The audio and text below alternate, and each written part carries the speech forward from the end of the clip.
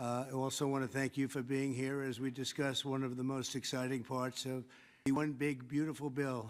It is indeed a big, beautiful bill, and it's doing very well. The Trump accounts, as they call it, pilot program, which will make it possible for countless American children to have a strong start in life at no cost to the American taxpayer. Absolutely no cost. It's going to have a huge impact. I want to thank House Speaker Mike Johnson for, number one, being a great speaker, and number two, perhaps slightly less important, for being here today. Thank you, Mike.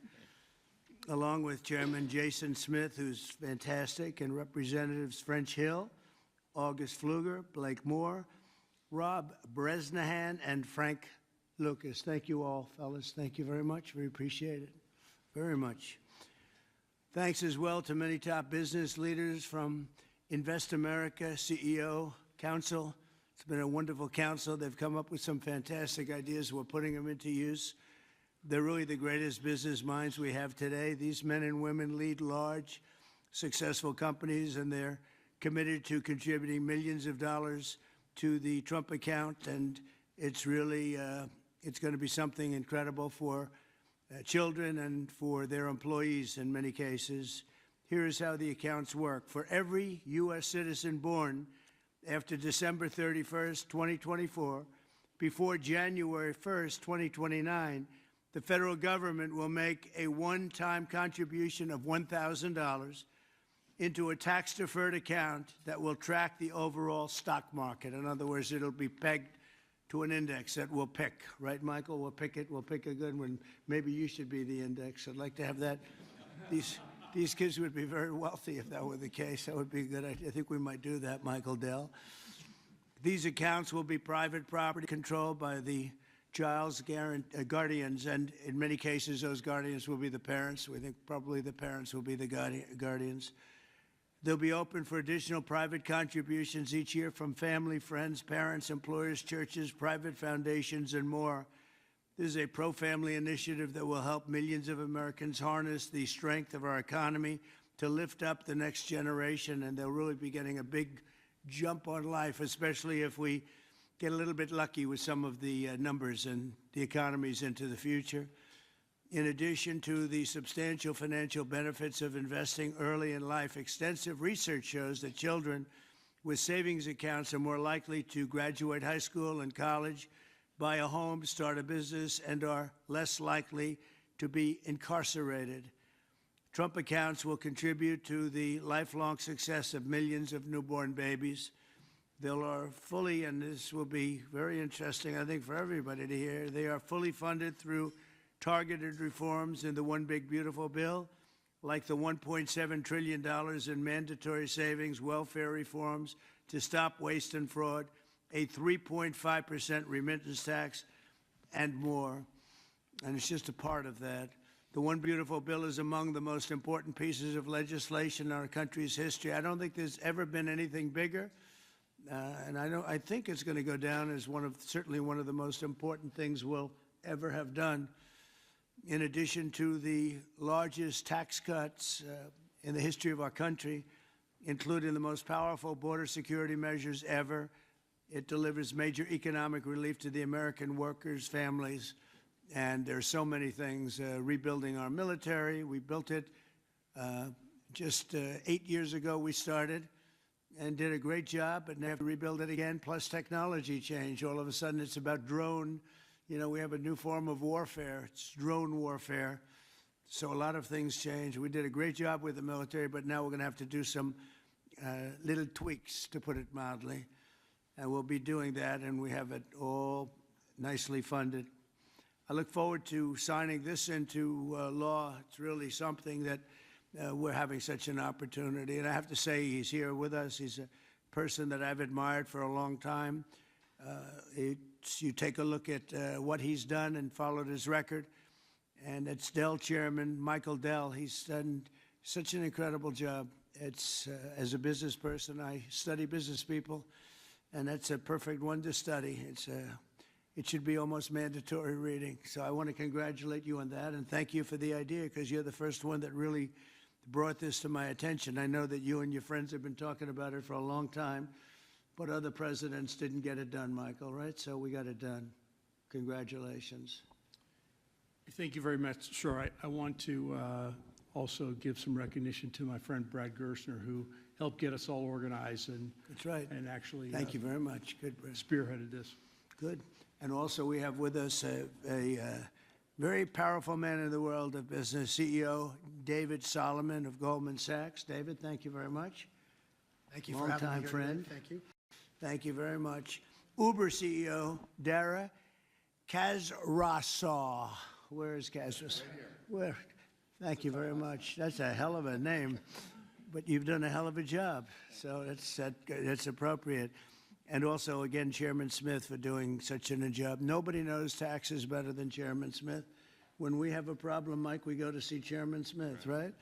So I want to thank you very much, and Chairman Smith, I appreciate it. So I'd like to begin by asking Speaker Johnson to say a few words, and I think then we're going to go to Michael Dell, David Solomon, we're going to go to Dara, and then to Chairman Smith. Thank you very much. Mr. President, thank you so much for your bold, visionary leadership. It is the key to all of this great success that we are achieving. And the One Big Beautiful Bill, it is not an overstatement to say it will be one of the most consequential pieces of legislation in the history of Congress. There's a lot in here. And by extension, or I would say it is an extension of the figure who I believe will be the most consequential president of the modern era, if not all American history, and that's the gentleman sitting to my left. So I want to thank you for that. Thank you very much. That's a beautiful statement. Huh? Well, I like him too. Thank you. It's a statement of objective fact, and every working American understands, I think, the principle behind this concept that we're discussing today. If you have a 401k, you understand the power of investing early for the future. Trump accounts take that same principle, and they apply it from the very beginning of Americans' lives. It's a pretty simple concept. The families that opt in will receive a one-time payment of $1,000 to a Trump account that parents can contribute to. It's a bold, transformative policy that gives every eligible American child a financial head start from day one. Republicans are proud to be the party, we always have been, that supports life and families and prosperity and opportunity. And Trump accounts are all about setting up the next generation for success. For future Americans, this early investment could really be the game changer. It could be a difference. It could pave the way for paying their way through college or buying their first home or starting a business, even when they're young. So even $1,000 at birth will put these Americans in a better position than over half of American adults who sadly have no retirement savings at all. So this would be a remedy to that great problem. And it will encourage the free market. It will encourage investment and understanding of capitalism. All these things that we want to foster among the American people so that the economy and individual lives can flourish. Of course, none of this happens unless we pass our One Big Beautiful Bill through Congress. And we have at stake the largest tax increase in American history if we fail to deliver. And we will not have this rocket fuel to the U.S. economy, and that's why this is so very important. Passing this pro-growth legislation will help every single American. From Trump accounts, this is one of the components of it, to eliminating taxes on tips and overtime, to reducing red tape on Main Street. And the One Big Beautiful Bill is going to drive prosperity. It's going to create jobs across the country. It will make all boats rise. Wages will go up. Job participation levels will go up. We'll have more opportunity, more economic opportunity for more people. So you can climb up that ladder to the next step. The typical family with 2 children is going to see their take-home pay increase by up to $13,300 a year. That's real money to real people. This legislation is geared for hardworking Americans, and it is going to help everybody. And we are excited to deliver it. It can't happen soon enough. We are very close now to that finish line. After about 14 months worth of work that's gone into this, we're excited that we're almost there. Mr. President, thanks again for your leadership, to all the great leaders around this table for all that they invest to our economy and our country and its government. And I will, as we say in the House, I'll yield back. Thank you very much, Mike. I appreciate it. And again, for a great job. Thank you very much. Michael, please. Thank you so much, Mr. President. I believe this is an incredible moment for all of us here today, and it's wonderful to be with some of the leaders of the most successful companies in the world as we come together to invest in the future of our country. We see the Invest America Act and the establishment of these Trump accounts as a simple yet powerful way to transform lives. Decades of research have shown that giving children a financial head start profoundly impacts their long-term success. With these accounts, children will be much more likely to graduate from college, to start a business, to buy a home, and achieve lifelong financial stability. Dell Technologies is proud to be one of the very first companies to support the Invest America Act, a bill that provides every child with a $1,000 seed investment account at birth. This is a straightforward step with enduring benefits.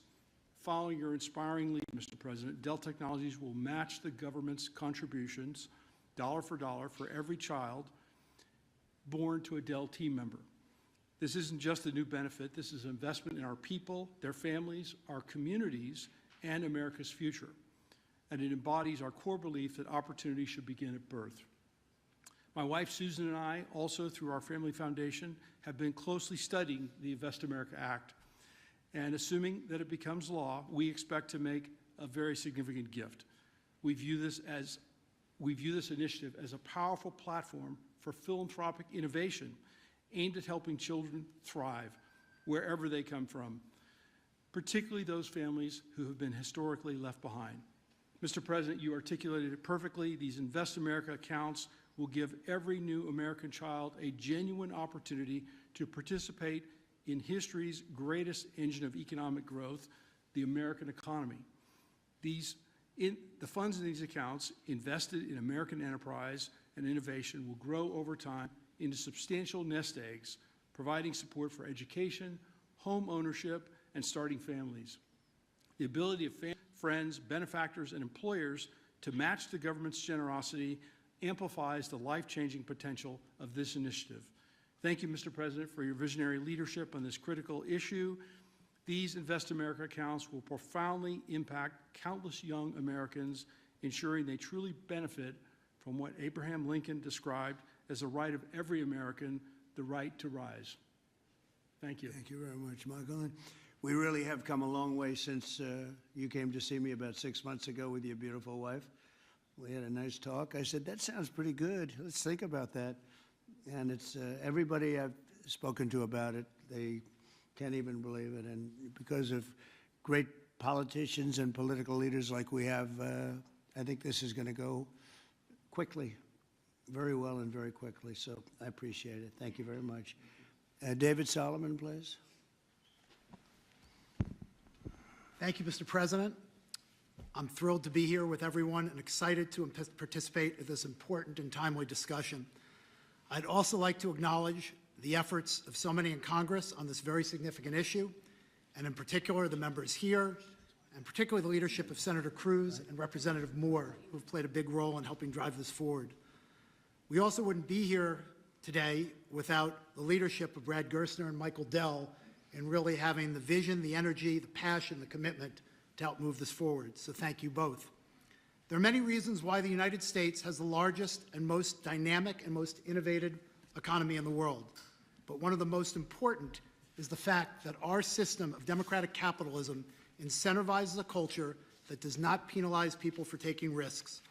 In fact, it incentivizes people to have a vision, to go out and attract funding that's necessary to make their vision a reality. It is no mistake that many of the most important and innovative companies in the world today started in a parent's garage or on a college campus or in any one of a number of unlikely places in the United States. One of my worries is that our current and future generations of young people don't fully appreciate and aren't as educated as well as they can be on markets and capitalism. And while capitalism is not perfect, it helps fuel the American dream. This initiative gets at the core of binding those future generations to the benefits and the potential of America's great companies and markets. Early childhood investments have far-reaching benefits, and Goldman Sachs is proud to support this initiative. This is an exciting opportunity for public-private partnership and for both communities and companies to invest in young people, the future of America. Once we see the Invest in America Act signed into law, Goldman Sachs would be excited to further support this Invest in America initiative. We believe passionately in our capital markets. They are an enormous competitive strength for the United States, and we know that our economy's future vitality is dependent on young people understanding the power of investing for the long term and sharing in the benefits of ideas that bring value to the lives of people around the world. The future of America. Once we see the Invest in America Act signed into law, Goldman Sachs would be excited to further support this Invest in America initiative. We believe passionately in our capital markets. They're an enormous competitive strength for the United States, and we know that our economy's future vitality is dependent on young people understanding the power of investing for the long term and sharing in the benefits of ideas that bring value to the lives of people around the world. Thank you, Mr. President, for helping drive this forward, and I look forward to continued partnership on this effort. Thank you very much, David. Dara, please. Thank you. Good afternoon, everyone. Thank you, Mr. President, for hosting here today. It's an incredible honor to be here in a place that symbolizes the very opportunity that has defined my life. Thank you, Brad. Thank you, Michael, for your vision. We all strive to build something that lasts, and the Invest in America Act is a legacy that is going to last for generations. President Trump, thank you for your leadership. Your support is going to turn this powerful idea into a powerful reality for millions of young Americans. And I was 9 years old when I came to this country. My family arrived in America having fled the Iranian Revolution. We had lost everything that we had built. But we gained something far more valuable here. We gained a chance to rebuild again. We had a close-knit family, we had access to world-class education, and we had the one thing that fuels every American dream, and that's hope. So what if we could bottle up that hope? What if we could give that same power of hope, real, tangible hope that comes from having a stake in your own future and a stake in the best companies in the world to every single child that's born in this country? That's the promise of the Invest America Act. It's not just an account, it's a launch pad. It puts the unstoppable engine of compounding to work for our kids, building a future for them from day one. This mission is personal to me, and it's core to us at Uber. Every day we see people using our platform to create opportunities for themselves, to save for a home, to pay for tuition, to build their own American dream one trip at a time. And that's why Uber is so proud to support this bill, which also includes benefits for millions of Uber drivers and couriers in the form of no tax on tips. Mr. President, our earners are grateful for your support. Thank you very much. Right? What a great job. You know, when you think we're doing a lot of work on Iran right now, and Yes. I see that what you just said, you came here and they took it all away from you, and you started, and you've become one of the biggest anywhere in the world. What a great story that is. Thank you very much, Mr. President. Congratulations. And wish you Amazing. all the success there. Thank you very much. We'll need it. We're going to need it for that. That's it. They're tough negotiators. They're great negotiators. Yes. Among the best. Look at Yes. you. Thank you very much. Thank you. Appreciate it, Dara. Jason, please. Thank you, Mr. President. I want to first start off by thanking you for your leadership, your vision, your commitment to workers and families throughout this country. The One Big Beautiful Bill would not have been possible without you. And it delivers the largest tax cut in U.S. history, the largest mandatory spending cuts in U.S. history, the most significant welfare reforms in U.S. history, and the largest one-time investment in border security. So it's things to be extremely proud about. Representing Southeast Missouri, I'm extremely proud about how you're delivering for working families. No tax on tips. A waitress like the waitress in Nevada that talked to you about no tax on tips, and the other 4 million tipped employees in the country, they will see an extra $1,700 in their paycheck because of the no tax on tips. That's significant for someone who's just trying to put food on their table and clothes on their backs. The linemen working overtime to restore power will get an additional $1,750 into their paycheck. Seniors will get $72 billion in tax cuts. The Trump investment accounts will be a game changer for new parents, even before their newborn baby can walk or talk. Their child will have money saved to one day learn a trade, start a business, or to buy a home. Every child born under this policy will have a better shot at a future.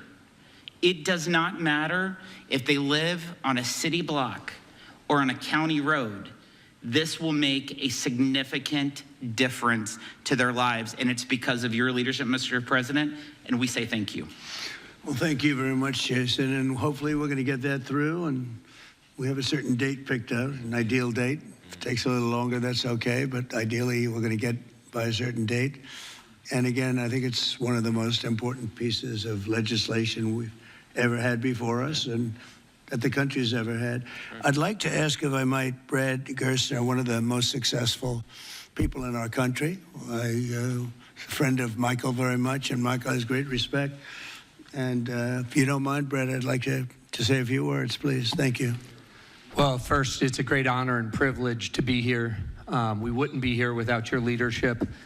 And for me personally, to be here with my son, Lincoln Gersonner, happens to be named after the gentleman over your right shoulder. Where's Lincoln? Well, he's good looking. He's much better looking than you. What happened? You know, hey, we all want our kids to be better than ourselves. But it was around our small kitchen table that this idea was really born. I started off like Jason Smith in a small town in Indiana. My dad had lost everything in 1978 trying to start an auto parts company, and the Japanese were tearing apart our auto industry. We had double-digit interest rates and inflation. Our family mortgaged the house to keep the company going and ultimately lost everything. So I know a little something about starting with nothing. And I know what it felt like that first time you had a little skin in the game, where you thought you had a shot. You went from nothing to something. And like Dara said, that is the great story of America. The promise that there's mobility, the promise we can move up that ladder. But today, we've moved to a society of dependency, right? I saw somebody answer the White House's tweet on this today by saying the answer to socialism is more capitalism. This is more capitalism. Yeah. This is aligning every child in America with the upside of free markets and the benefits, and that is your Main Street agenda, Mr. President. No tax on tips, that doesn't help rich folks. That helps the people who feel left out and left behind. No tax on overtime, no tax or deduction on Social Security, and the Trump accounts, right, that everybody in this room are here and we've been working so hard on, but would never come to fruition without your leadership. Those will change the game forever. It makes America an ownership society again, because all of those kids will see the benefit of compounding. If you start with $1,000 and $750 is added a year by parents, grandparents, by churches, by the companies in this room who will all contribute to the accounts of the kids of their employees, by the great philanthropists in America. I think $750 is a low estimate per year. I think so. But if you do that, by age 18, Mr. President, these are worth $50,000. By age 30, they're worth $175,000. And if you do it every year of your life, at age 50, they're worth $1 million. You are giving the shot for every American to feel like they're in the game again, part of America with that economic mobility, that dream that led Michael Dell to start Dell Computer in his dorm room, Dara to feel like he had a shot after coming here from Iran, and a couple poor kids from Missouri and Indiana to make it to where we are today. So thank you for your leadership. This would not happen without the reconciliation bill and the work of the many in this room, but spearheaded by the Speaker and Jason Smith, the big, beautiful bill. This is the vehicle to get the Invest America Act passed. So thank you, sir. Oh, thank you very much, Brad. Great job. And nobody knew I was going to call you. He might have done the best job of the group. Got to think about that, Mike. Good recommendation, Michael. Does anybody have any questions? I think it's something that's really got to be talked about, because it's somewhat of a miracle that we're close to pulling it off. Please. What's the latest estimate on when you think the big, beautiful bill will pass? We put Independence Day as a self-imposed deadline, and we certainly hope, I believe, we can still meet that. It's up to the Senate. The bill's in the Senate's hands now, but spoke to Leader Thune as recently as last night. He's feeling very optimistic. You see the Senate going through the same deliberations we went through in the House, except we had 14 months to do it. They've got a truncated time period to get that done. But as you all know, I've encouraged my dear friends and colleagues over there, don't modify it too much, because we've got a very delicate balance that we reached, and it took us a long time to get there, and we don't want to upset that balance too much. So they're putting their fingerprints on it. I hope it'll be a light touch, and they'll send it back, and we'll get this thing done and get to the president's desk. And we have tremendous spirit. I've never seen anything like it. There's just an unbelievable. We'll always have a couple of people. I don't want to use the word grandstanders. I'd never use such a word, but you'll always have that a little bit. But maybe you won't even have that. Who knows? There's tremendous spirit for this bill. I think like we haven't seen very much, Jason, right? We haven't seen too much. So I think it's going to go pretty quickly. With Prime Minister Netanyahu, you just mentioned Iran. Did you discuss Iran? Very Did you well. discuss We the discussed a lot of Gaza, the things. Gaza war? Yeah, we discussed a lot of things, and it went very well, very smooth. We'll see what happens. You know, we're trying to do something with a country we just spoke about, Iran. I think you should negotiate this. You might be better. I think I'm going to send you today. What a good idea. This could have been the idea of the day. We'll have Dara get up and negotiate. They are good negotiators, but they're tough. Sometimes they can be too tough. That's the problem. So we're trying to make a deal so that there's no destruction and death. And we've told them that, and I've told them that, and I hope that's the way it works out. But it might not work out that way. We'll soon find out. Yeah, please. In 2020, when you were talking about unrest in American cities, you said, quote, "We have to go by the laws. We can't call in the National Guard unless we're requested by a governor." What changed now? Why is this situation different to not consult with Governor Newsom about this? Well, the biggest change from that statement is we have an incompetent governor. So I talked about governors, but I didn't talk about he's an incompetent governor. Look at the job he's doing in California. He's destroying one of our great states. And if I didn't get involved, if we didn't bring the Guard in, and we would bring more in if we needed it, because we have to make sure there's going to be law and order. You had a disaster happening. And they now admit it was a disaster. I watched the chief yesterday, who's a good man, by the way, and he said, "Wow, we're lucky we did this because they were overwhelmed. You saw what was happening." So we did the right thing. Everybody agrees to that. But you have a governor who let the city burn down, didn't want water to be sent down to him. I sent billions of gallons of water. I wanted to do it in the first term. He wouldn't do it over. I don't know. They have environmental reasons, but there were no environmental reasons. I think it's just a political philosophy. But it's lucky for the people in Los Angeles and in California that we did what we did. We got it just in time. It's still simmering a little bit, but not very much. Yeah, please. Have you gotten... A crime has he committed? I think his primary crime is running for governor because he's done such a bad job. What he's done to that state is like what Biden did to this country. And that's pretty bad. It's the wrong philosophy. Thousands, hundreds of thousands of illegal immigrants, many of them prisoners. They're taking up your health care. They're taking up your space in schools. They're taking up your hospital. And in many cases, they're criminals.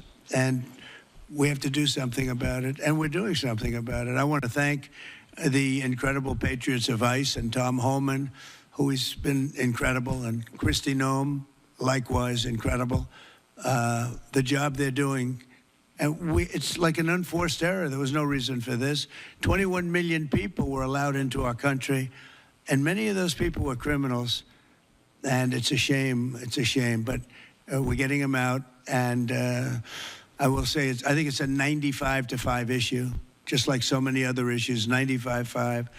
And the Democrats lost an election in a landslide because they're on the wrong side of the issues. I mean, it's not even conceivable that somebody would do the kind of things that he did. And then, you talk about projects. They want to build a train going from San Francisco to L.A., and it's costing hundreds of billions of dollars more than they thought it was going to cost. It's not even believable. To Brad and to people sitting here, would you believe that a train, it was going to cost X dollars and it might be 100 times X? Would have paid for this for about 50 million American children. You're right. You're 50 right. million American children instead of a 3-mile train track that never got built. We could have put Lincoln in charge with no experience. He would have done a good job. I guarantee you that. All right, please, Peter. Mr. President, have you gotten an update from your negotiating? Thank you, President Trump. So it seems like Gavin Newsom likes the attention that he's getting right now from I do. you. Yeah, I think it seems like he does. If you look at recent history, somebody who was running for president, you, who got arrested and had a mugshot, you could make the argument that politically that wound up helping you. Are you worried at all at this moment that talking about him getting arrested could be helpful to his political prospects? Because a lot of people think he wants to be sitting right where you are. Well, in my case, it was a witch hunt, and everybody knew it. And I was able to explain that during the process. Otherwise, I wouldn't be sitting here right now. And it was a total witch hunt. It's proven to be a witch hunt, and you see what's happened. In his case, it really is very obvious. You look at what's happened between the fires, I could name 10 things right now. We talk about the trains. We talk about all of the costs in California. You talk about all of the people that are flowing and destroying life for everyone else. So, no, I don't think it's going to help him. I think it's actually very bad for him. And right around the time that we were in here, the governor and the state attorney general said that they're going to sue you for sending the National Guard in. They're saying there's no invasion, there's no rebellion. The president is trying to manufacture chaos and crisis on the ground for his own political ends. Federalizing the California National Guard is an abuse of the president's authority under law. Well, you know, it's interesting. You watched the same clips as I did. Cars burning all over the place, people rioting. And by the way, we stopped it. We were able to make it much better, but it still looked pretty bad. And in watching clips last night, people were saying, this is really a big problem. And until we went in, if we didn't do the job, that place would be burning down just like the houses burned down. They were in big trouble last night, Peter. You know it. And the night before, and the night before that. And I feel we had no choice. I don't want to see happen what happened so many times in this country. I watched Minneapolis burn. Look at what happened in so many different parts of California. You take a look at what happened in San Diego. There's so many different places where we let it burn. We want to be politically correct. We wanted to be nice. We want to be nice to the criminal.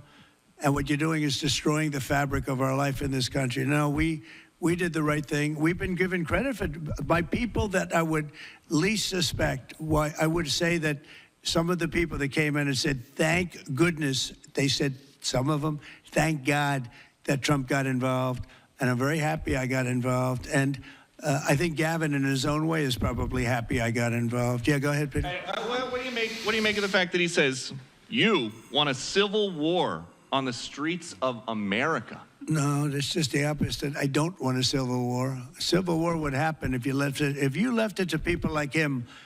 And I liked him. You know, I always got along with him. I had a problem with him. But he's grossly incompetent. Okay. In London. Have you gotten an update from your team in London negotiating? What? Louder. Have you gotten an update from your team in London negotiating the China trade talks?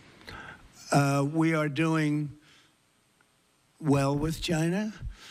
China's not easy, just like your home country is not easy there. I think we're doing very well. They're over there now. I'm only getting good reports. It's a little early, but they'll be calling in soon. In fact, probably when I get back, I'll have my first call from them. We want to open up China. And if we don't open up China, maybe we won't do anything. But we want to open up China. It'll be a great thing for China, a great thing for the rest of the world. Are you willing to lift export controls when it comes to China? Did you give your negotiators any sort of limitations? We're going to see. Look, China has been ripping off the United States for many years.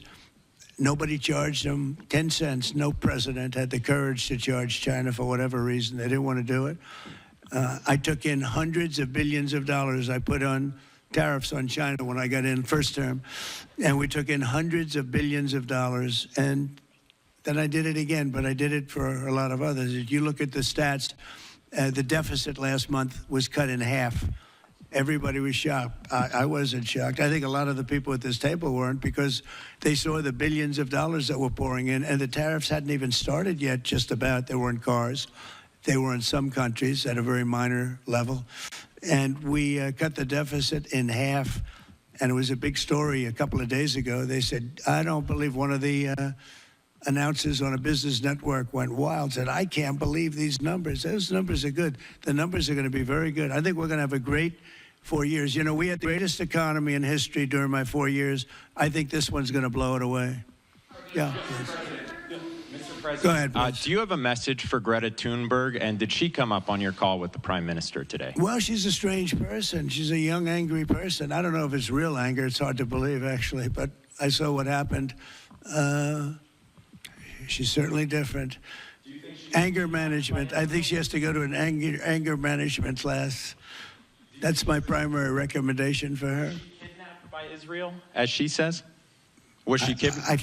I find it. I think Israel has enough problems without kidnapping Greta Thunberg. And secondly, are you going to Is that what she said? She was kidnapped by Israel? Yes, sir. Are you going to get rid of the Tesla and the Starlink service that you have here at the White House? No, I haven't heard that. I mean, I may move the Tesla around a little bit, but I don't think we'll be doing that with Starlink. It's a good service. Where are you going to move it to? Move it around. What do you mean? I have a lot of locations. Actually, about the Tesla. I got so many locations that I don't know what to do with them all. About the Tesla, did you ever see Elon Musk get physical with the Treasury Secretary? No, I didn't. And I tried to They ask... did have an argument, but I didn't see I didn't see a lot of physicality there. And there was this New York Times report that he did not want to talk about, Elon Musk, that alleged that he, towards the end of his time in the White House, was blurring the lines between recreational use of drugs and medicinal. Do you think he ever had drugs here at the White House? I really don't know. I don't think so. I hope not. Look, I wish him well. You understand. We had a good relationship, and I just wish him well. Very well, actually. Yeah. About aid in Gaza, you mentioned now the flotilla. Do you have a response at all about Israel intercepting this boat? And can you give us an update on what's happening to the entry of aid into Gaza right now? We've had people being shot by Israeli forces who are trying to get aid from the right Gaza now, Humanitarian Foundation. Yes. Gaza right now is in the midst of a massive negotiation between us and Hamas and Israel, and Iran actually is involved. And we'll see what's going to happen with Gaza. We want to get the hostages back. That's all I can tell you. Yeah, please, in the back. Yeah. Back to California briefly. You said yesterday when I reported that it was not insurrection taking place, but then on True Social a bit later, you'd said they were insurrectionists. After what you said... You're talking about in L.A.? Yes, sir, in L.A. I wouldn't call it quite an insurrection, but it could have led to an insurrection. I mean, that was a lot of harm that was going on last night. I watched it very closely. And it was amazing that the job that the National Guard did. And by the way, the police were working very hard also.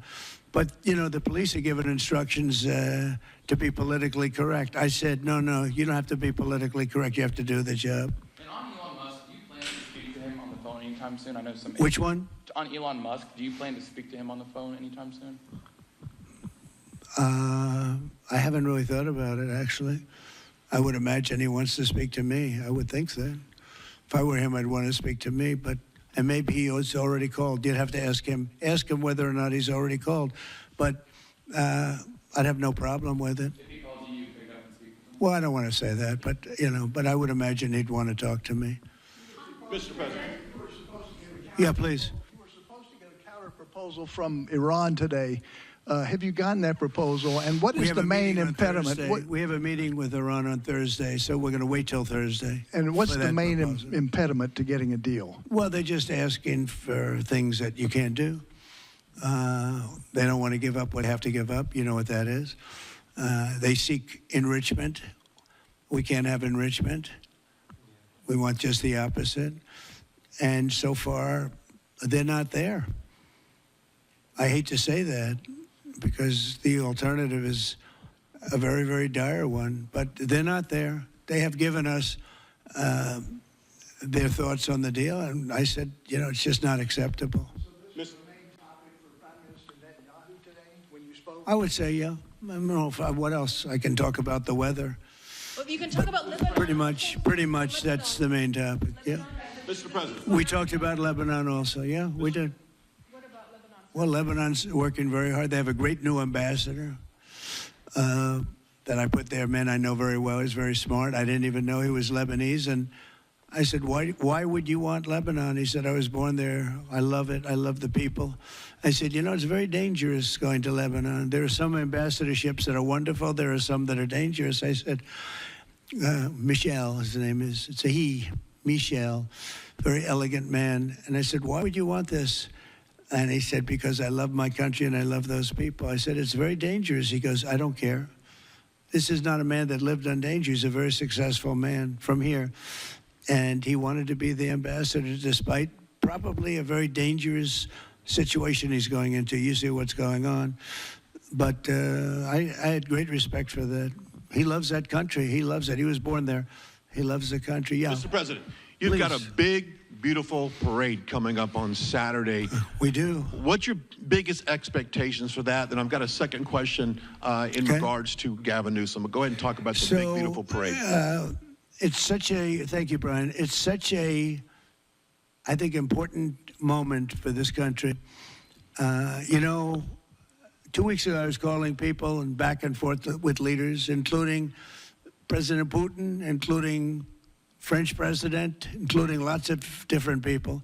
And all of them said, we're celebrating victory in World War II. And I said, wow, isn't that amazing? We're the only one that wasn't celebrating, and we're the one that won the war. Now, Russia did help. They did lose 51 million people, in all fairness. People would say, oh, he's sticking up for Russia. No, they lost 51 million people. And, you know, we can't forget that. But France was celebrating.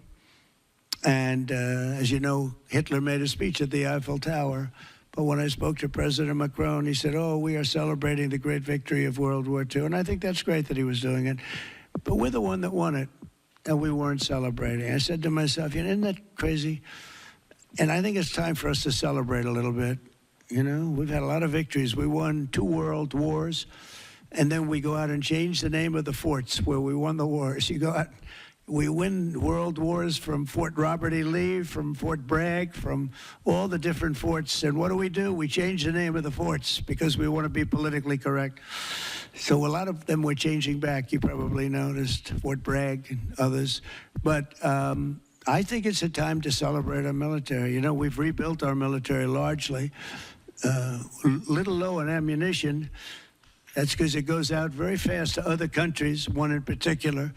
But we'll get that back very quickly.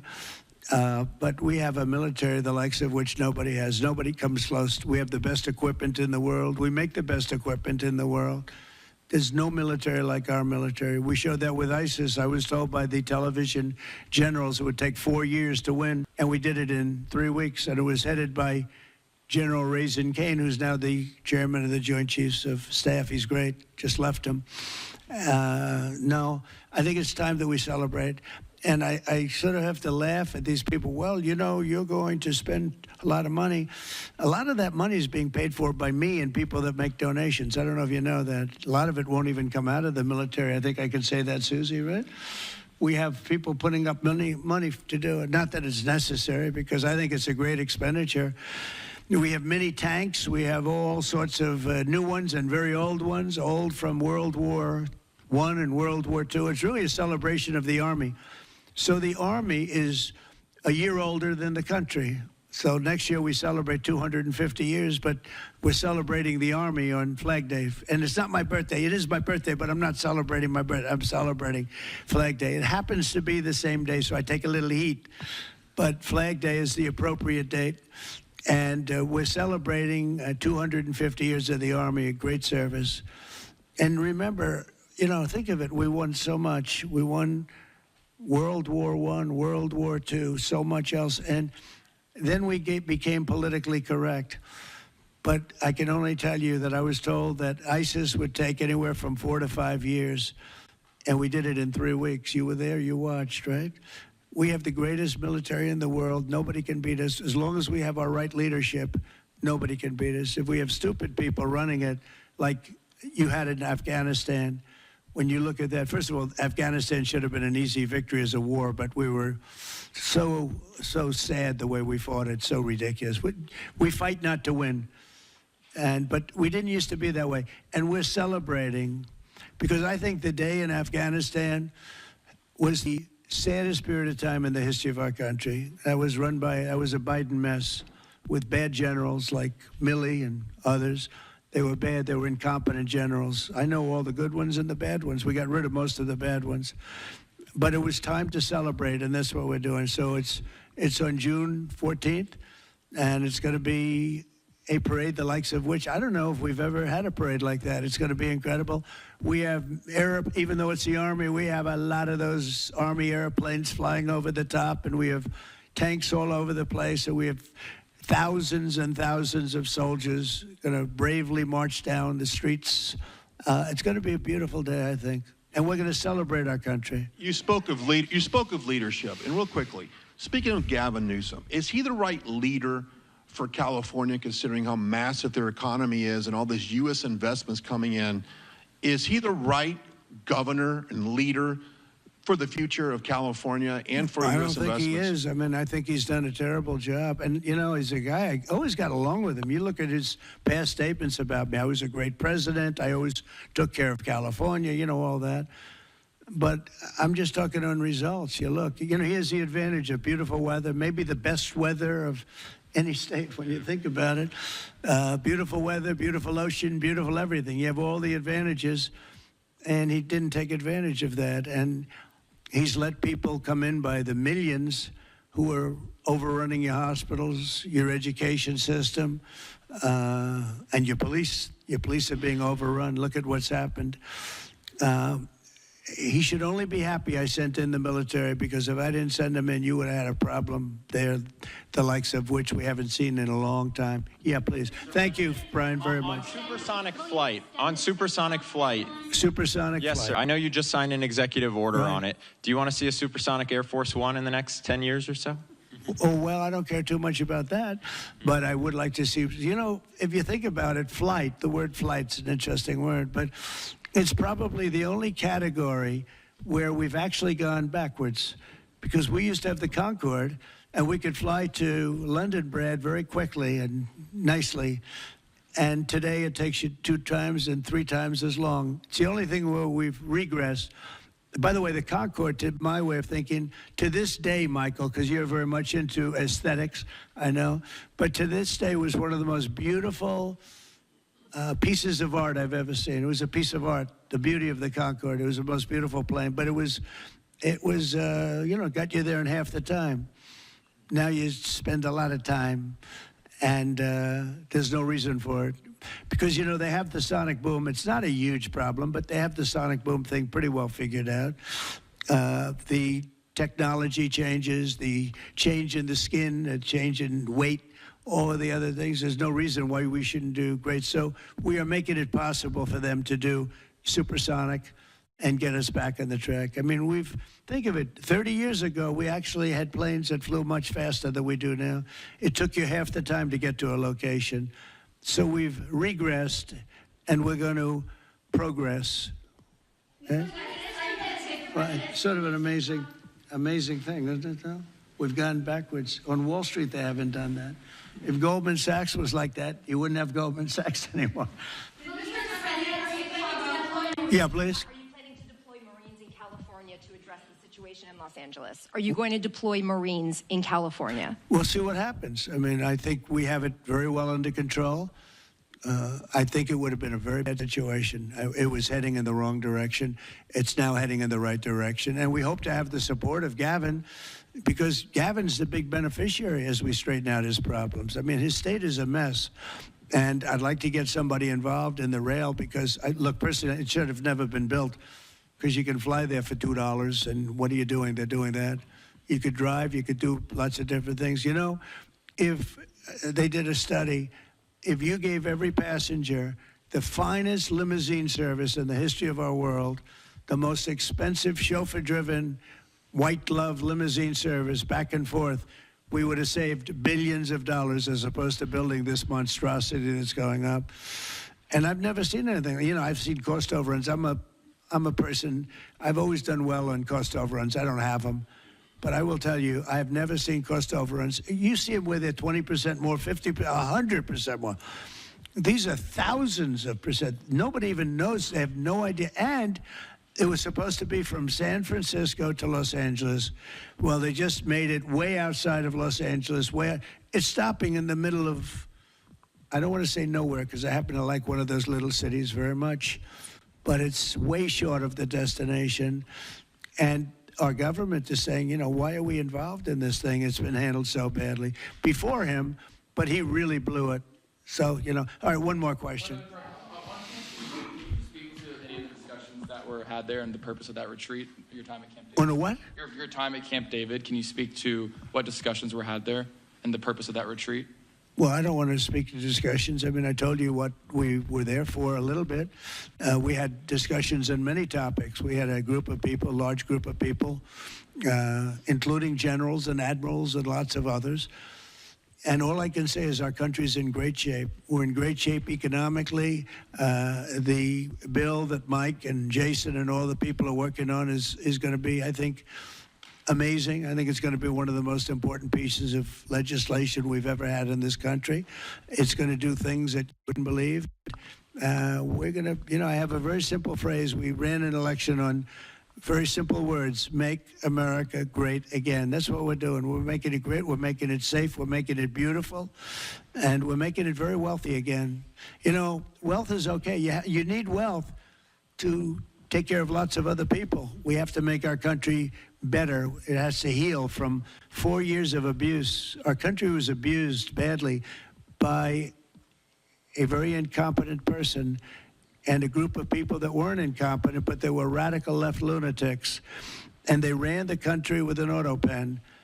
And I hope that law enforcement's looking at that very seriously. That's like a takeover of our country in a certain way, because this guy had no idea what he was doing. You saw that during the debate. You saw that in other cases. I mean, he had no idea. I saw it years ago. By the way, 40 years ago, he had no. He was bad 40 years ago. We're not just talking about.